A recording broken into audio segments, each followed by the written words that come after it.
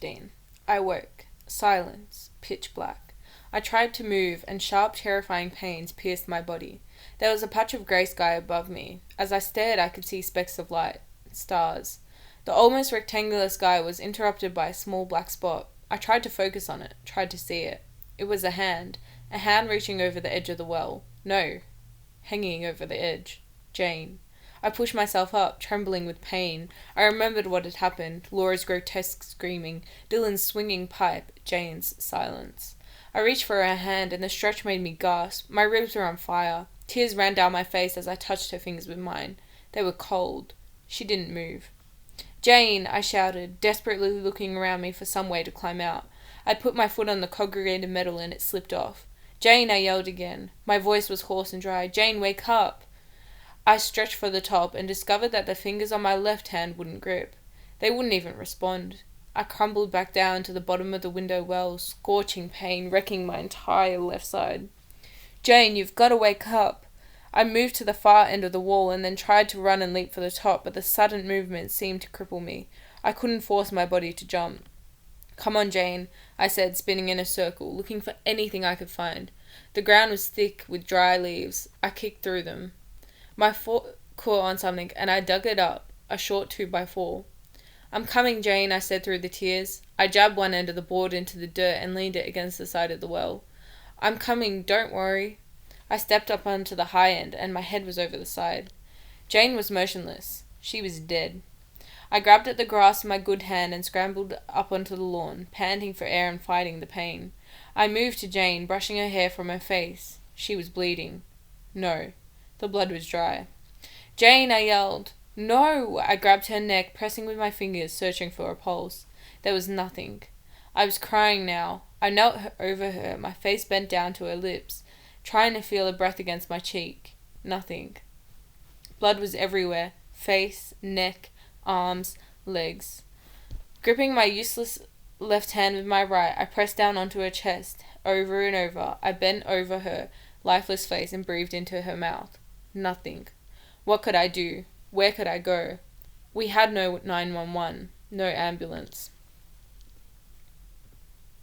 I looked at Jane and touched her face. I touched her hand and touched her dress, ripped at the waist where the rough pipe had smashed against her. She twitched. "Jane?" I stared at her arm, wondering whether I'd seen something real. It twitched again. "Come on," I shouted, feeling her neck again for a pulse. My fingers were throwing so much I couldn't tell. Her head moved. "Jane, can you hear me?" Her hand lifted and fell. "Stay there," I said, struggling to stand. "I'll get some guys." She kept moving, pushing herself up. "Are you okay? Can you hear me?" She didn't respond, but moved to her knees. I offered my hand, but she climbed to a standing position without it. I put my arm around her waist to help. "Come on," I said. "Can you walk? Let's get inside." My body was screaming with pain. Adrenaline must have been keeping me up.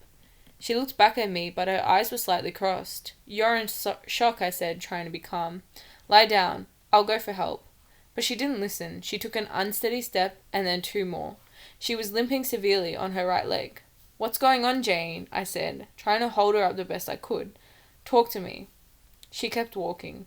I moved in front, trying to stop her. She was delusional. I grabbed her in a hug, but she didn't respond. She took another step in spite of me, and I stumbled and fell. As I hit the ground, daggers of pain stabbed my ribs, hip, arm, and chest. I gasped for breath. Jane kept walking. "Stop it," I shouted, trying to back up. "Jane, just sit down." But she kept moving, limping slowly but deliberately around to the back of the building. I shoved myself up, gritting my teeth against my injuries. She was almost around the corner when I was back on my feet, and I hobbled after her, yelling. There were no lights close to me. I don't know how much time had passed, but the dance must have been long over. Turning back, I could see a dim glow high above me, coming from one of the windows of the girls' dorm. For a moment, I thought I should run there and try to throw a rock, try to get someone's attention. But Jane was already around the view of the corner, and I couldn't leave her. She would fall at any minute, on the sharp stone steps or down into another window well. She could die. She might die anyway. I pushed through the aching and throbbing, running with one leg and trying not to buckle on the other. As I turned the corner, I saw her disappear around the back. That was good. She was getting closer to the cafeteria doors. Maybe they'd still be open. "Jane, wait!" When I saw her again, she was almost in front of the cafeteria, which was now dark. The doors were closed. The moon was on this side of the building, giving me a little light. Jane was moving awkwardly. I could see now that both her legs were probably injured, not just one. Given my pain, I didn't know how she was still standing. I also noticed for the first time that my left hand, the one that wasn't working, was black with dried blood. Jane was moving in spurts now, slowing, stopping, taking a few sudden steps, over and over. I was gaining on her. She ignored the cafeteria and was now limping past the incinerator.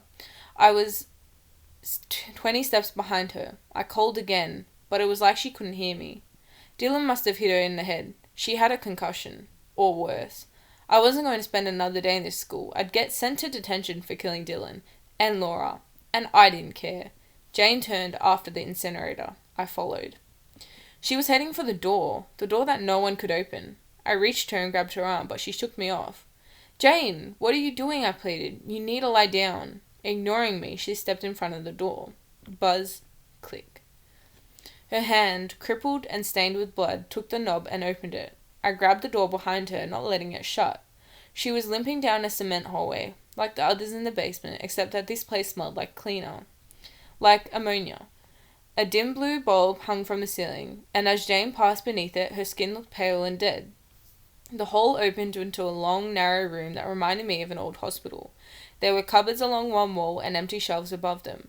On the right side was a row of steel floor-to-ceiling cabinets, and on the left was a metal table and computer. I had my hand on Jane's waist, following her helplessly as she walked to the steel table. I tried to help her as she climbed up onto it, but she ignored me. Worse than ignored me. She moved as though I wasn't there at all. My face was wet, but I didn't know whether it was tears or blood. Probably both. Jane, I whispered. What's going on? Are you okay? She sat on the table, her legs stretched in front of her. I noticed a huge black bulge in her right leg just above the knee. Her bone was broken, but she'd been walking on it. Her injured hand was tugging at her ear, and her eyes stared blankly ahead. I held her hand, but she didn't acknowledge it. What is wrong with you? I shouted. I'm trying to help. But she tugged at her ear again, and this time it came off in her hand. There were lights behind it, and metal, where her skull should be. Metal and lights. Jane pulled the cable from the computer and plugged it into her head. I stumbled backward. No. No, no, no. The computer lit up and lines of text began appearing one at a time on the screen. Emergency damage report. Auto retrieve mode. Model Jane 117C. Searching for damage. Damage codes. WA24584, MG58348, OC32111. The numbers went on and on, dozens, then hundreds. I stared at her. Jane. The word was barely audible. Her lips didn't move, but she spoke. It wasn't her voice. You shouldn't be here.